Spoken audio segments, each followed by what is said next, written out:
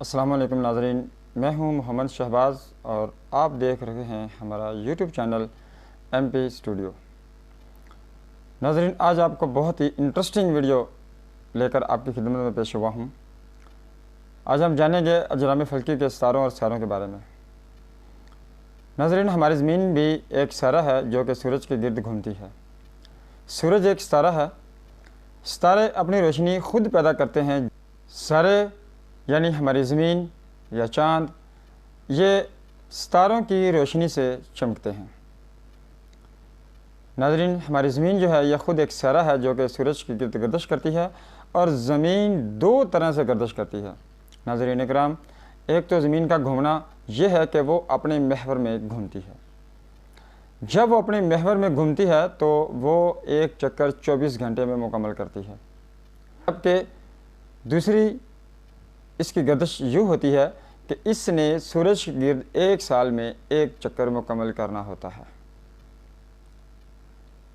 جب زمین اپنے محور میں گھوم رہی ہوتی ہے تو اس وقت زمین کے آدھے حصے پر روشنی ہوتی ہے اور آدھے حصے پر اندھیرا ہوتا ہے۔ زمین کا وہ حصہ جو سورج کے سامنے سے گزرتا ہے تو سورج کی شعاعیں اس پر پڑتی ہیں، اور زمین کا وہ حصہ سورج کی روشنی سے چمکتا ہے، جسے ہم کہتے ہیں کہ یہ اب دن ہو گیا ہے یا پھر دھوپ کا نام دیتے ہیں۔ زمین کا وہ حصہ جو سورج کے اپوزٹ ہوتا ہے وہاں اندھیرا ہوتا ہے، جسے ہم کہتے ہیں کہ رات ہو گئی ہے۔ زمین اپنے محور میں ایک لٹو کی طرح گھومتی ہے، اور جب زمین اپنے محور میں 24 گھنٹے میں ایک مکمل کرتا ہے تو اسی طرح زمین کے کچھ حصے پہ اندھیرا ہوتا ہے اور کچھ حصے پہ روشنی ہوتی ہے، یعنی دن ہوتا ہے۔ ناظرین کرام، اربوں اور خربوں کی تعداد میں اجرام فلکی میں کچھ سیارے ہیں اور کچھ ستارے ہیں۔ سورج کی یہ روشنی زمین پر جتنی بھی زندگی پائی جاتی ہے، پودے، جاندار، جانور، ان کے لیے سورج کی روشنی بہت اہمیت کی حامل ہے۔ ان کے لیے سورج کی روشنی ایک خوراک کی مانند ہے۔ ناظرین کرام، اسی طرح موسم بدلتے ہیں، اور موسم بھی کچھ ایسے ہی بدلتے ہیں کہ زمین چونکہ ایک گول نہیں ہے بلکہ وہ بزوی شکل یعنی ایک انڈے کی شکل کی ہوتی ہے، اور اسی طرح جب زمین سورج کے زیادہ نزدیک سے گزرتی ہے تو اس وقت سورج کی جو روشنی ہے اور سورج کی جو گرمی ہے وہ تیزی سے زمین پر پڑتی ہے، اور چونکہ اس وقت زمین سورج کے زیادہ نزدیک ہوتی ہے، کلوز ہوتی ہے، جس وجہ سے وہ جو روشنی ہے وہ ایک دھوپ کی شکل میں، جسے ہم تیز شعاعیں کہتے ہیں، وہ تیز شعاعیں زمین پر پڑتی ہیں تو اس وقت گرمی پڑتی ہے۔ جب وہ سورج سے ذرا دور سے گزرتی ہے تو اس وقت سورج کی روشنی یعنی اس کی تپش، اس کی جو شعاعیں ہیں فاصلے کو بڑھا دیتی ہیں اور اس وقت سردی محسوس ہوتی ہے۔ اور اسی طرح جو زمین ہے وہ ایک انڈے کی شکل میں ہوتی ہے، بزوی شکل میں ہوتی ہے، تو جب اس کا جو باریک والا حصہ ہوتا ہے وہ سورج سے تھوڑا دور ہو جاتا ہے تو اسی لیے وہاں پہ شعاعوں کی شدت میں کمی آتی ہے اور اس وقت گرمی زیادہ محسوس نہیں ہوتی، اس وقت سردی کا موسم شروع ہو جاتا ہے۔ اور یہ زمین کا سورج کے گرد ایک سال میں چکر مکمل کرنے پر ایک سال میں چاروں موسم آتے ہیں، جبکہ چاند جو ہے یہ زمین کے گرد گردش کرتا ہے۔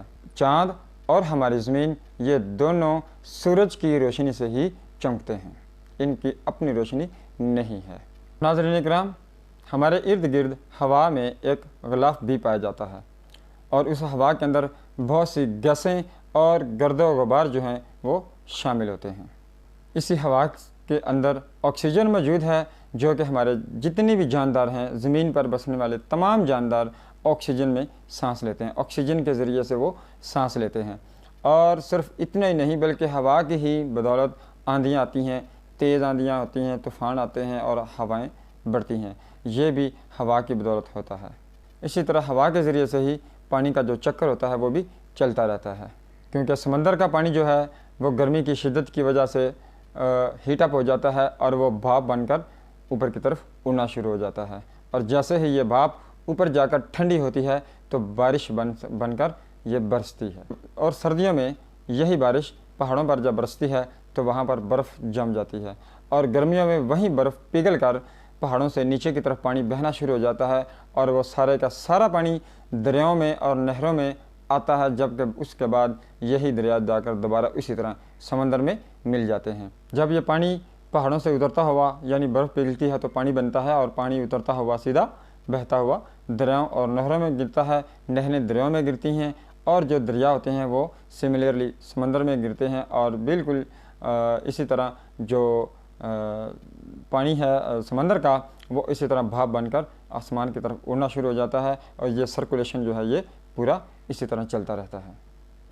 ناظرین کرام، زمین سے چاند کا جو فاصلہ ہے وہ 3,84,400 کلومیٹر ہے، اور اسی طرح مارس یعنی مریخ، اس کا زمین سے جو فاصلہ ہے وہ 225 ملین کلومیٹرز ہے۔ 225 ملین کلومیٹر زمین سے مریخ کا فاصلہ ہے۔ جی ناظرین، ڈسٹینس بٹوین مون اینڈ مارس، جب ان کے درمیان فاصلہ جو ہے وہ 400 ملین کلومیٹر ہوتا ہے جب یہ اپوزٹ سائڈ پہ ہوتے ہیں، یعنی دونوں جب اپوزٹ ہوتے ہیں اس وقت ان کا فاصلہ 400 ملین کلومیٹر ہوتا ہے، چاند سے مریخ کا فاصلہ۔ Distance between moon and the Mars when they are on the same side, جب یہ دونوں ایک سائڈ پر ہوتے ہیں تو اس وقت 55 ملین کلومیٹر فاصلہ ان کا ہوتا ہے۔ 55 ملین کلومیٹر فاصلہ ہوتا ہے چاند کا اور مریخ کا جب یہ سیم سائڈ پر ہوتے ہیں، اور ان کا بہت زیادہ یہ بھی ڈسٹینس ہے۔ ناظرین، آپ نے دیکھا کہ ہمارے جتنے بھی اجرام فلکی ہیں یہ ہوا میں اسی طرح گھومتے اور گردش کرتے رہتے ہیں، جس میں ایک ہماری زمین بھی شامل ہے، کیونکہ یہ بھی ایک سیارہ ہے اور سورج کے گرد گردش کرتی ہے۔ امید کرتا ہوں ناظرین کہ آپ کو یہ انٹرسٹنگ ویڈیو لگی ہوگی۔ اسی طرح کے اور بھی ویڈیو دیکھنے کے لیے ہمارے چینل کو لائک کریں، سبسکرائب کریں، اور زیادہ سے زیادہ دوستوں سے شیئر کریں۔ بیل آئیکن بٹن کو پریس کیجئے، کیونکہ ہر آنے والی نئی ویڈیو کی اپڈیٹس جو ہوگی وہ سب سے پہلے آپ کو ملے گی۔ اور اگلی ویڈیو تک کے لیے مجھے اجازت دیجیے۔ اللہ حافظ۔ پاکستان زندہ باد۔